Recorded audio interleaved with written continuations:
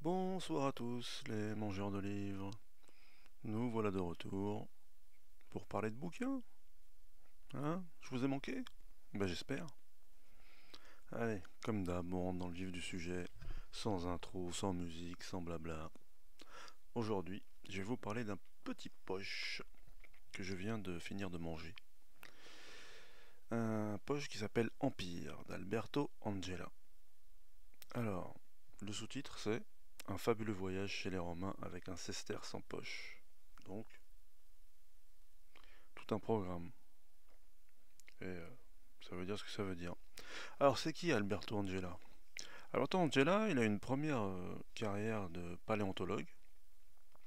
Et ensuite, c'est un Italien, donc il a eu une révélation. Il s'est dit qu'il pouvait avoir une nouvelle carrière dans les médias. Et il a réussi à présenter des émissions culturelles en Italie qui ont eu du succès. On peut dire que c'est une espèce de Stéphane Bern italien. Et donc, grâce à ça et à ses connaissances historiques, il a commencé à écrire des livres sur l'histoire de son pays. Notamment, il a eu un best-seller qui s'appelle Les 3 jours de Pompéi. Et en fait, moi, ce qui m'a attiré dans ce livre-là, Empire, moi, je vous avoue, je le connaissais pas, cet auteur, hein, ni le fait qu'il ait été paléontologue, ni le fait que ça ait été une star du petit écran italien. C'est en fait justement là, le sous-titre du bouquin, Un fabuleux voyage chez les Romains avec un sesterce en poche. Alors, en fait, moi je l'avais lu quand il était sorti. Je l'avais trouvé sur une table à Gibert, là, au rayon Histoire. Et à l'époque où je vous ai fait les conseils de estivaux, là, je vous en avais parlé parce que je l'avais retrouvé en poche. Et puis là, en fait, j'étais en train de ranger mes étagères et j'ai commencé à le feuilleter. Puis je me suis dit, tiens, je me suis replongé dedans. Et ça m'arrive parfois comme ça de relire un bouquin sans l'avoir prévu en fait.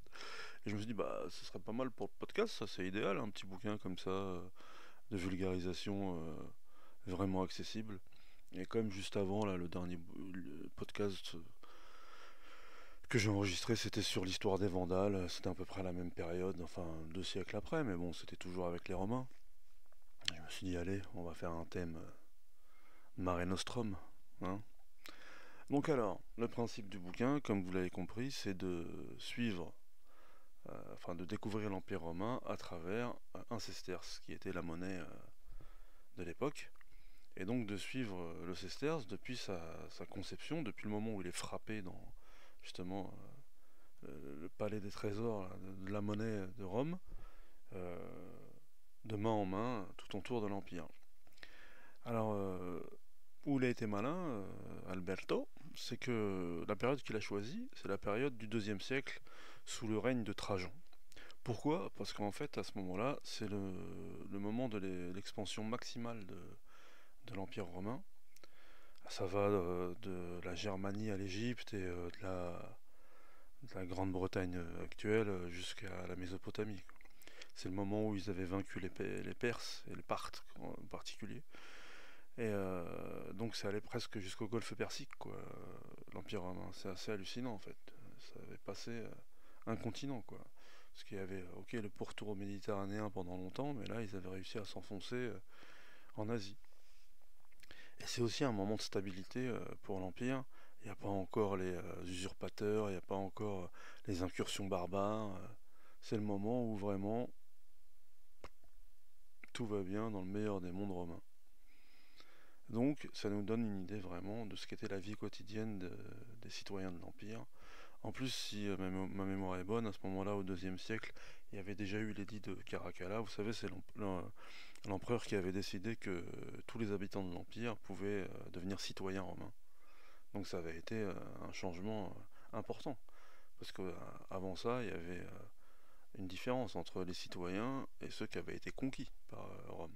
Même si la deuxième différence était d'être libre ou esclave, mais même un homme libre qui était sujet de l'Empire n'était pas forcément citoyen, alors qu'à partir de l'édit de Caracalla, ils bénéficiaient tous de la citoyenneté.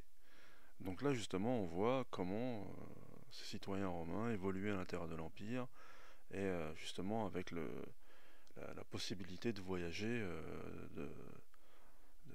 de l'Angleterre, de la Bretagne comme on disait à l'époque, jusqu'au golfe Persique, quoi. C'est incroyable. Donc L'angle qu'il a choisi, moi ça me paraît intéressant. Donc ça commence à Rome, bien sûr, le moment où, dans ce qui serait l'équivalent de la monnaie de Paris quoi aujourd'hui, on frappe un sesterce pour la première fois. Donc il nous explique déjà ce qu'est un sesterce hein, dans la monnaie romaine, parce que bien sûr il y avait par exemple les denarius, il y avait plusieurs types de monnaies, hein, comme aujourd'hui. Mais le sesterce c'était vraiment la monnaie qui était dans les poches de tous les citoyens, parce qu'un denarius c'était vraiment plus important, c'était, je sais plus si c'est 100, l'équivalent de 10 denarius, parce que denarius c'est 10, 10 sesterces. Ouais, pourtant je viens de le dire, hein, pour vous dire que parfois... Par exemple, en tout cas, une anecdote, à un moment il parle des combats dans les arènes et tout ça. Et je me rappelle qu'il n'y a pas longtemps, en parlant de Sester, justement, j'avais écouté un podcast qui expliquait justement comment fonctionnaient les jeux du cirque. Et nous, on pense souvent aux gladiateurs, mais il y avait aussi les courses de chars, vous savez. Et il y a eu un moment où il y avait un grand champion de ces courses, qui était d'origine gauloise, qui était un Gaulois. Et bien sûr, ils avaient tous des sponsors, hein. Ils couraient pas pour eux-mêmes. C'est comme pour, euh, pour les gladiateurs, il y avait toujours un maître derrière. Mais là, en tout cas, lui et son sponsor, enfin, il y avait un système de paris, ils avaient misé. Et comme il avait gagné la course, il avait gagné 86 millions de sesterces. Moi, je pensais même pas qu'à l'époque, on pouvait gagner des millions. Parce que elle expliquait, l'archéologue en question, que si on faisait la conversion, en fait, ça revenait presque à 86 millions d'euros, quoi. C'était carrément une égalité de valeur, quoi. Mais vous vous rendez compte, 86 millions d'euros à l'époque romaine, et juste sur une course. Et ils auraient pu convertir ça justement en denarius, c'est-à-dire en deniers. Non, non, c'était quand même en sesterces. Pour vous dire que c'était vraiment la monnaie la plus courante. Bon, parenthèse fermée. Donc il nous explique le système de frappe, quel métal on emploie pour les sesterces. Justement, c'est du métal moins noble que pour les denarius, parce qu'ils pouvaient en avoir en argent ou en or. Le, le sesterce, c'était genre du cuivre mélangé avec du fer. Enfin, c'était une monnaie vraiment, entre guillemets, de tous les jours, de pauvres, quoi. Enfin, pas forcément de pauvres, mais la monnaie avec laquelle on achetait les biens les plus communs. Et le truc, c'est que tout de suite, ça sert de solde à un légionnaire romain qui va s'embarquer pour la Bretagne. Donc il arrive sur les côtes d'Angleterre. Et justement, ça nous montre que à cette époque-là, justement, euh, toute l'Angleterre avait été pacifiée, c'était fini, Boudica, les attaques de Pictes, etc. En tout cas, il y avait eu le mur, le fameux mur d'Adrien, et donc toute l'Angleterre était pacifiée, il y avait des villas romaines, il y avait des forts romains. Et justement, on arrive d'abord à Londinium, là, ce qui va devenir Londres. Et il nous explique que justement Londinium, c'est une création purement romaine, même si ça a dû se créer sur les bases d'un village celte préexistant, mais la vraie agglomération de Londinium, c'est les Romains qui l'ont créé. Et justement parce que il y avait la Tamise, quoi. C'était facile de remonter la Tamise et de s'établir à Londres. Et donc ce fameux légionnaire romain de Londres part sur un des forts justement du mur. Et le truc qui est intéressant, c'est que ce légionnaire, il a vraiment existé parce qu'on a retrouvé dans le fort les lettres qu'il envoyait à sa femme, qui était restée à Rome. Et grâce à ça, on apprend par exemple des trucs tout bêtes, mais ce qui était par exemple l'équipement d'un légionnaire. Et on se rend compte que par exemple, c'est les Romains, ils ont inventé les chaussettes. C'est incongru, mais on les voit souvent dans les films et tout ça, se balader avec leurs sandales pieds nus. Mais justement, comme il faisait froid en Angleterre, eh ben, ils mettaient leurs sandales avec des chaussettes. Et c'est la première preuve archéologique de chaussettes qu'on ait. Et par exemple aussi, comme c'était un pays où il neigeait en hiver, il y avait des crampons pour les sandales d'hiver. Ils avaient pas des bottes, bizarrement. En fait, quand ils avaient des bottes, c'était des espèces de sandales fermées, plus que des bottes. Mais elles étaient cloutées. On a aussi appris justement par le biais de ses lettres, parce qu'il dit à sa femme, comme il a un fils, qui doit bien apprendre ses leçons, et ses leçons c'était vraiment tous les grands classiques grecs, plus les quelques entre guillemets classiques romains qui avaient émergé à l'époque. Et ce qui est marrant aussi, c'est que juste avant de partir dans son fort là, dans lequel il est affecté, il y a un marché aux esclaves à Londres, et on se rend compte que le statut d'esclave dans le monde romain, c'est pas la même chose que l'esclavage par exemple de la traite négrière ou de l'esclavage dans l'Empire musulman. En fait, les esclaves, ils avaient quand même une certaine liberté, et ils avaient un salaire. Et pareil, il y a une source qui raconte qu'à Londres, à cette époque-là, il y avait l'esclave d'un grand dominus là, d'une villa romaine, en fait, qui était tellement riche qu'il s'était acheté lui-même un esclave. Donc en fait, un esclave pouvait aussi avoir un esclave lui-même. On se rend pas compte en réalité de la marge de manœuvre qu'avaient les esclaves en fait à Rome. Et parfois, ils pouvaient même racheter leur liberté. Donc même si bien sûr le statut d'esclave c'est toujours quelque chose qu'on subit, pour certains, ça, ça- ça leur permettait d'avoir une carrière en réalité et de s'enrichir. Tout dépendait du maître, bien sûr. Mais par exemple, ça pour nous, pour des gens du 21e siècle, ça paraît complètement inconcevable. Parce que pour nous, esclave, c'est vraiment le fouet, le travail forcé et justement pas de liberté. Et donc, on suit le sesterce. Bien sûr, je ne vais pas vous raconter toutes les pérégrinations du sesterce, mais c'est pour vous montrer qu'en fait, euh, par le biais des changements de main de cette pièce, euh, on apprend en fait la vie quotidienne. Donc ensuite, on passe par la Gaule, on arrive à Lutèce. On se rend compte aussi que Paris, bien que Lutèce ait été pareil, hein, comme Londinium, un petit village, on sait qu'en réalité à la base c'était l'île de la Cité, hein, vous savez, qui était fortifiée un peu par les Gaulois, et ils s'en servaient un peu de centre pour faire du commerce.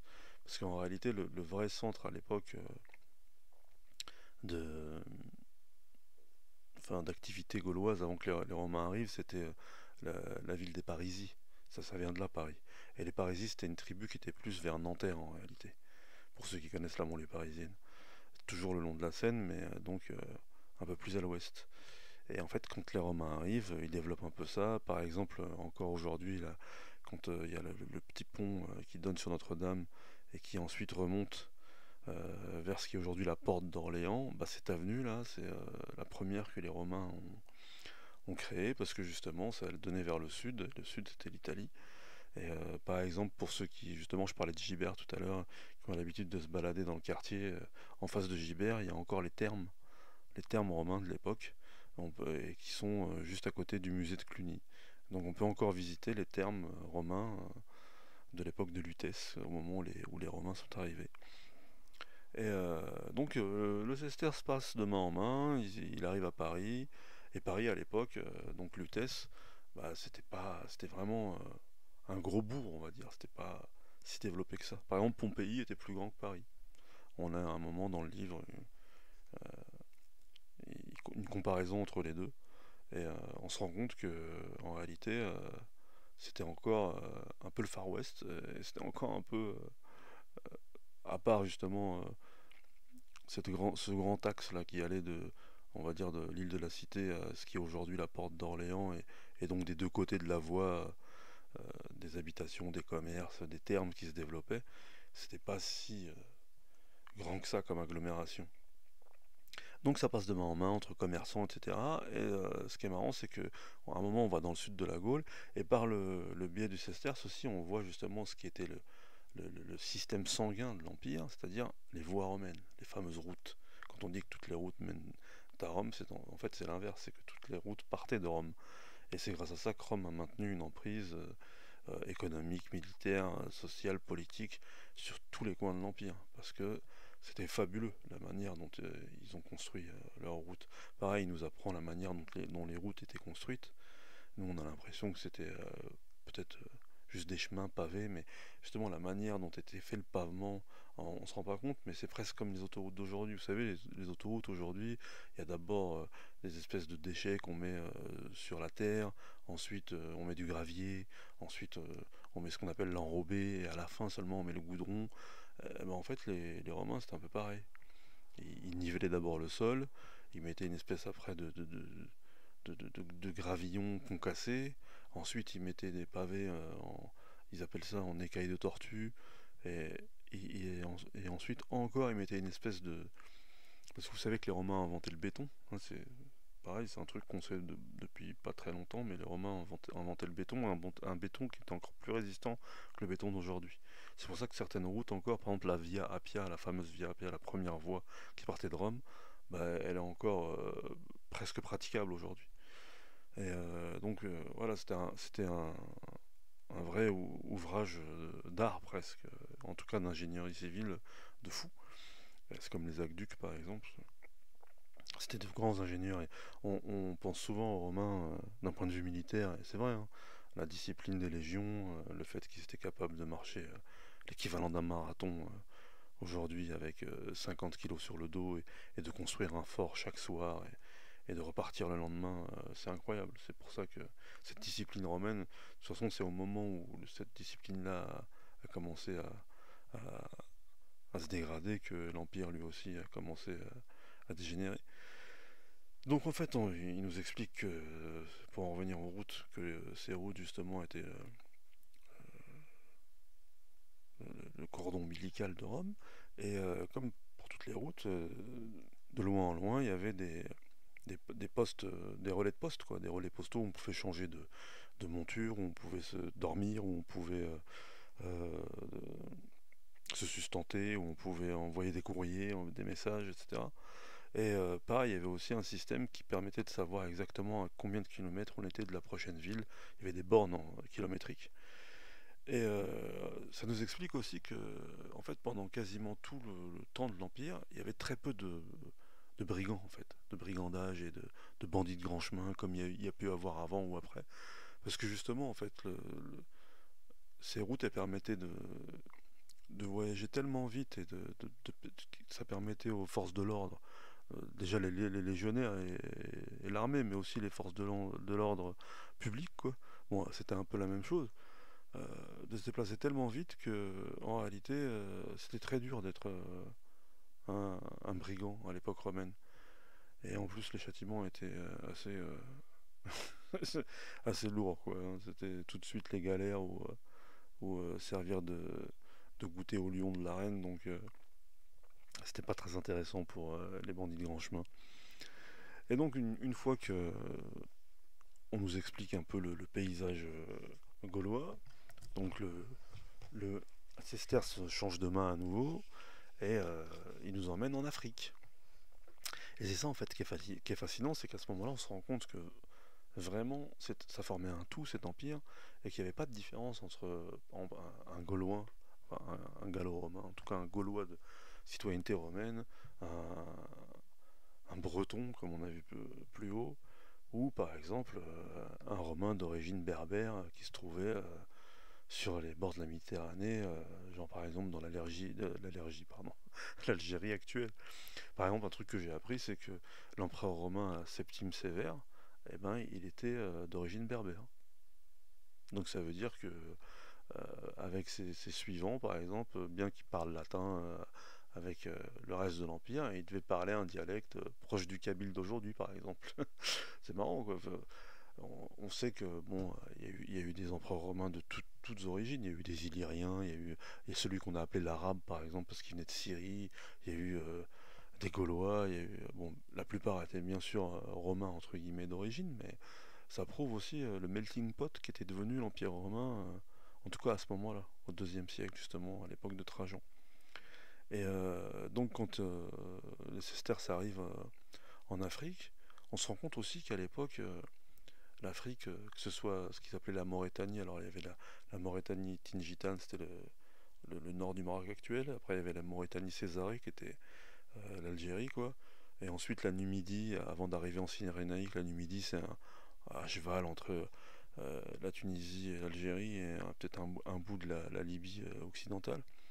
Tout ça pour dire que on savait par exemple que l'Égypte était le grenier à blé de Rome depuis l'époque de Cléopâtre, mais en fait, comme à cette époque-là, c'est ce qu'on appelle l'optimum climatique, vous savez, c'est parce qu'après, au Moyen-Âge, il y a eu le petit âge glaciaire, ce qui a changé complètement le climat justement du nord de la Méditerranée, mais à cette époque-là, on était vraiment dans l'optimum climatique.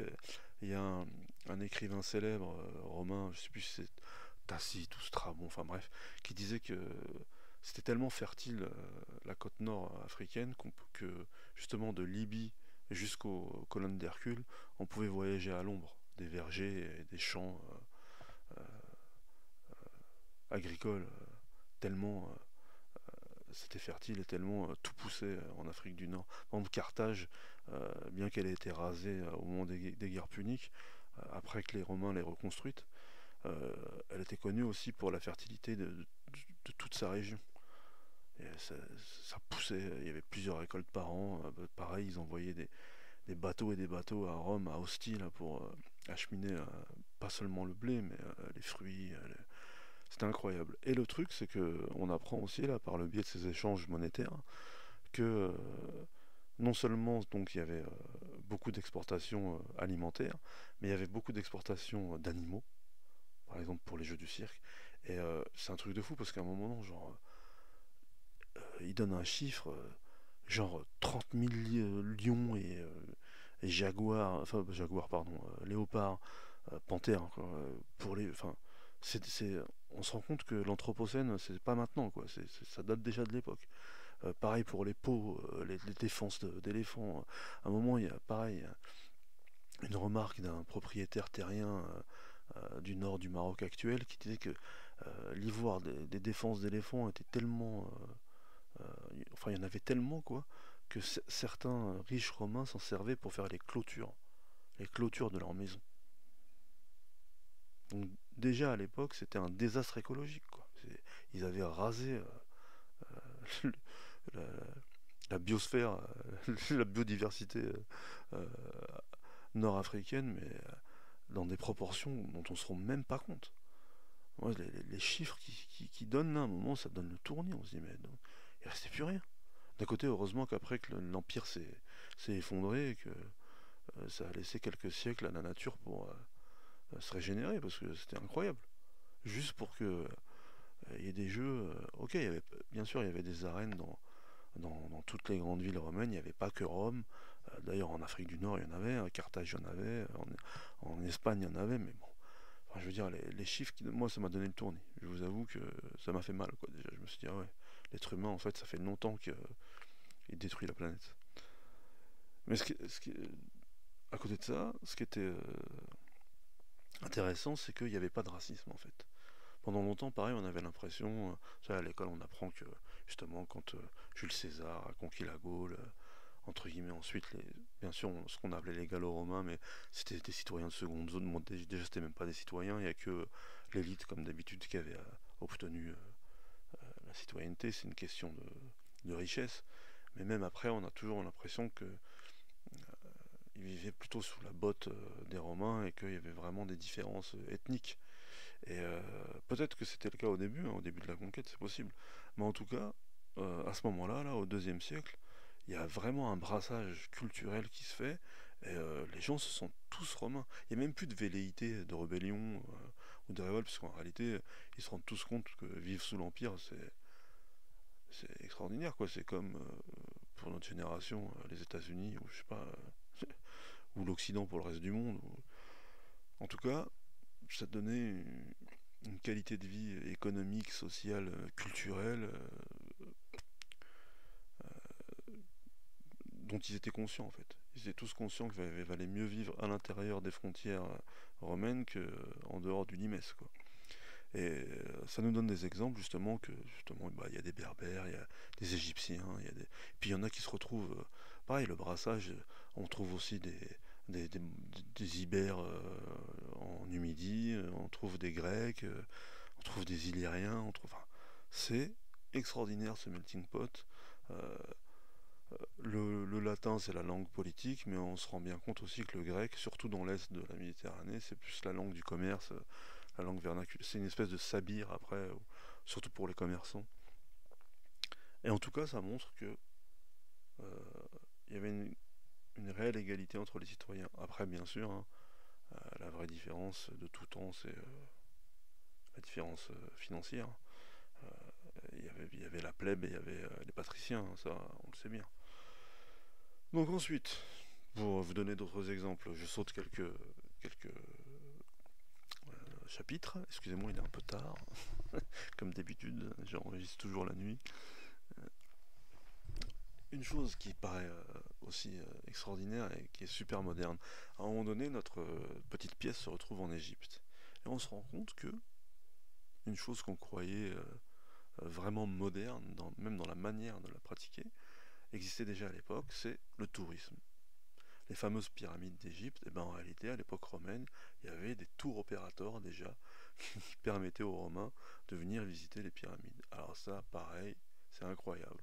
On voit que des quatre coins de l'Empire, il y a des navires qui sont affrétés, il y a des, entre guillemets, des hôtels ou des espèces d'auberges qui sont dédiés aux voyageurs qui viennent visiter l'Égypte, qui descendent le Nil, qui visitent tous les grands monuments qui étaient, qui étaient encore plus spectaculaires à l'époque, parce qu'il y en avait qui étaient pas dégradés comme aujourd'hui.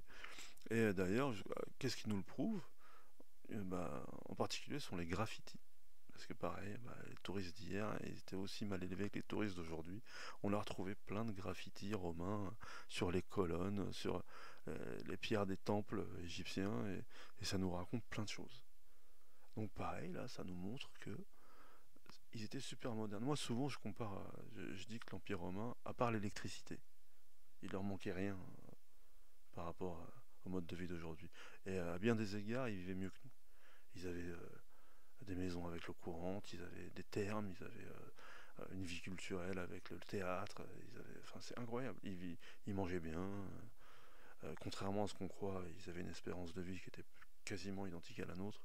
On a retrouvé plein de gens qui sont morts à plus de 60 ans. C'est incroyable. Après ça, ce qui est cool, c'est que on s'en va un peu plus vers l'est, justement. Comme je vous ai dit, Trajan, il avait vaincu pendant un temps, hein, parce qu'après, ils ont pris leur revanche, les Parthes, mais pendant un temps, il avait réussi à pousser jusqu'aux frontières du Tibre du Tigre et de l'Euphrate. Et ça nous montre aussi que à la frontière, là, justement, c'était pas si stable que ça. Il y avait une présence militaire plus importante que sur le reste de l'Empire, à part peut-être sur les bords du Rhin et du Danube, parce que ça a toujours été le point faible de Rome. Mais ce qui est intéressant, c'est que par contre, ça a permis au commerce romain, parce que ça aussi c'est un aspect du monde romain qu'on connaît peu. En réalité, c'était un commerce qui est très dynamique. On avait l'impression que c'était du commerce qui était intra-empire en fait, entre les deux rives de la Méditerranée. Bon, c'est vrai qu'ils étaient presque autosuffisants, parce que leur empire était immense. Mais par exemple, on se rend compte maintenant que ils avaient des relations commerciales avec le Danemark, par exemple. Les ancêtres des Vikings, là, bah, ils connaissaient les Romains. Alors qu'entre eux, il y avait la Germanie, qui avait des tribus qui étaient vraiment hostiles aux Romains. Bah, malgré tout, on a retrouvé dans certaines tombes danoises des objets romains. Bon, alors c'était des tombes de nobles, hein. C'était pas les pauvres qui avaient des objets romains, mais ça prouve qu'il y avait du commerce qui existait entre eux. Et justement, à l'autre bout de l'Empire, là, en Mésopotamie, on s'est rendu compte qu'il y avait des comptoirs qui permettaient donc aux commerçants romains, à partir du golfe Persique, d'aller jusqu'en Inde. Ils connaissaient donc l'Inde, et il y avait même certains Romains qui avaient établi justement l'équivalent en réciprocité de comptoirs encore sur la, la côte est indienne.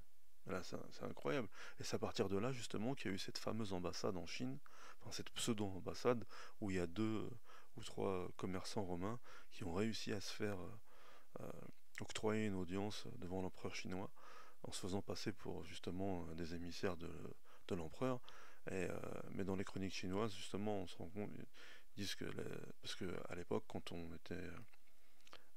avait une audience en tant qu'ambassadeur, on ramenait vraiment des cadeaux somptueux, justement au niveau de celui qui nous envoyait, quoi, et au niveau de l'empereur de Chine. Et comme là, c'était pas une ambassade réellement romaine, mais plus des commerçants qui essayaient d'obtenir des licences, en fait, pour faire du commerce en Chine, bah, les Chinois, dans leur chronique, ils disent pas vraiment, ça ressemblait à rien, ce que les Romains ont apporté pour comme cadeau à l'empereur, c'était ridicule.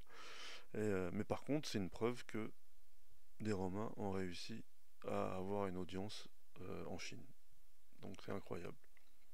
À ce qui paraît, il y a une preuve inverse, qu'il y ait eu, pareil, une ambassade ou une esquisse de contact d'un émissaire chinois à Rome, mais il y a une controverse là-dessus.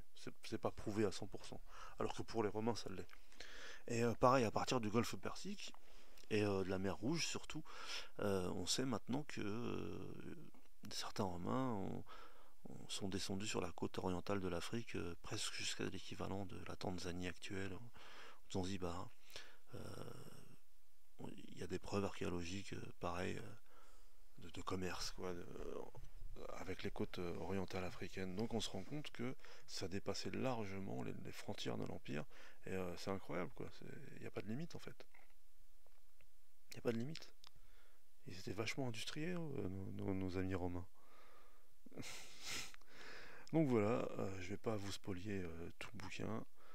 Il fait à peu près 500 pages. Ça va vraiment dans tous les coins et recoins de, de l'Empire. Il y a un, un chapitre sur le Colisée et les courses justement de chars. Il y a un chapitre sur la prostitution. Il y a un chapitre sur le port de Rome qui était pareil. C'est incroyable. On dirait le Rotterdam d'aujourd'hui. Il y a euh, plusieurs chapitres sur les grosses villes italiennes en fait, que ce soit Rimini, Milan, sur les bords du Tibre, Trèves. Il y a un chapitre sur la frontière germanique justement, comme je vous dis, qui était toujours compliqué avec entre guillemets les barbares. En tout cas, ça éclaire sur la vie de Rome, et franchement, on apprend plein de choses. Même si on est féru d'histoire romaine, même si on a vu des documentaires à la télé justement, comme ceux que Alberto Angela a produits, moi je vous le conseille vraiment, parce que, comme je vous le dis souvent, moi je mange des livres, et ça c'est un livre qu'on dévore, et sincèrement, maximum en 3 jours, vous les finissez les 500 pages. Et puis, à l'inverse, si, comme je dis souvent pour certains bouquins, si vous n'avez pas le temps de lire beaucoup, si c'est compliqué de trouver un moment dans la journée pour vraiment se plonger dans une histoire, l'avantage c'est que c'est des petits chapitres. Comme je vous le dis, à chaque fois que le sesterce change de main, bah, c'est le prétexte ah, je suis vraiment fatigué, pardon. C'est le prétexte à une nouvelle découverte dans l'Empire, quoi. Et donc ça peut se picorer aussi. Vous êtes même pas obligé de le lire dans l'ordre. Vous pouvez choisir dans la table des matières un endroit de l'Empire qui vous plaît, et vous partez en vacances. Ben voilà. Alors excusez-moi, hein, c'est vrai qu'il est tard, hein, j'ai peut-être un peu bafouillé, mais je me suis dit que comme je me l'étais redécouvert là ces 2 derniers jours, ça pouvait faire un petit podcast sympa. Donc si ça vous a plu, comme d'habitude, hein, soyez cool, faites-le savoir autour de vous, abonnez-vous, faites partager le podcast, peut-être qu'un jour on arrivera à sortir des limbes, comme je le dis souvent. Hmm. En tout cas, Empire, Alberto Angela. Et si ça vous plaît, dans le même genre, il est sorti ensuite Une journée dans la Rome antique. Donc c'est à peu près le même principe, sauf que à la place de suivre un sesterce, c'est heure par heure, et c'est plus dans Rome que dans l'Empire. Oh, voilà, amusez-vous bien les livres livrovores. À bientôt j'espère.